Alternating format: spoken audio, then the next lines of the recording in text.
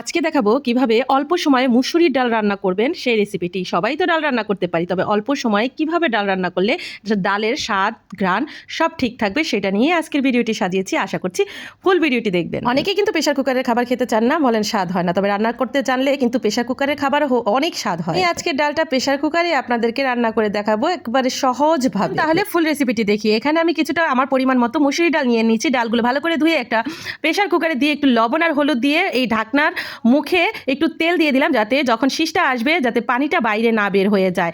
এই যে দেখেন, আমি খুব সুন্দর করে কিন্তু জাস্ট 2টা শীষ দিয়ে চুলাটা অফ করে দিয়েছিলাম। যেই পর্যন্ত শীষ না মজবে, ভিতরে ঢাকনা না খুলবে, সেই পর্যন্ত কিন্তু আমি চুলাটা অফ করে রেখেছিলাম। ঢাকনাটা খুলে দিয়ে এই যে দেখেন, এখনও চুলাটা কিন্তু অন করিনি। এখন আমি একটা ডাল ঘুটনি দিয়ে ভালো করে ডালগুলো ঘুটে নিব।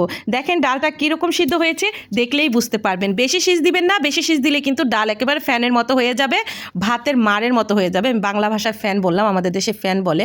তো যাই হোক, ভাতের মারের মতো ডাল খেতে কিন্তু কারোই ভালো লাগে না। এরকম সিদ্ধ হওয়া অবধি 2টা শীষ দিলেই কিন্তু এভাবে সিদ্ধ হবে। তখন যেটা করবেন, ডাল ঘুটে তারপর কিছুটা পানি দিয়ে পেঁয়াজ রসুন আর কাঁচামরিচ দিয়ে কিছুক্ষণ ডালটা জাল করে নেবেন। আর এই ডালটা কিন্তু জাল করা পর্যন্তই, যত জাল দিবেন ততই কিন্তু ডালের স্বাদটা বেড়ে যাবে। তবে প্রেশার কুকারের ডাল কিন্তু খুবই অল্প সময় হয়ে যায়, এজন্য বেশি জালও দিতে হয় না।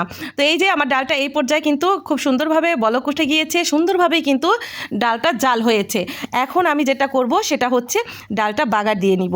আর ডালটা আমরা বলি বাগার, কেউ বলে তেলে দেওয়া, কেউ বলে মানে এক এক দেশে এক এক রকম বলে, আমরা ডালের বাগার বলি। আমি এখানে পেঁয়াজ রসুন দিয়ে ডালের বাগারটা দিচ্ছি।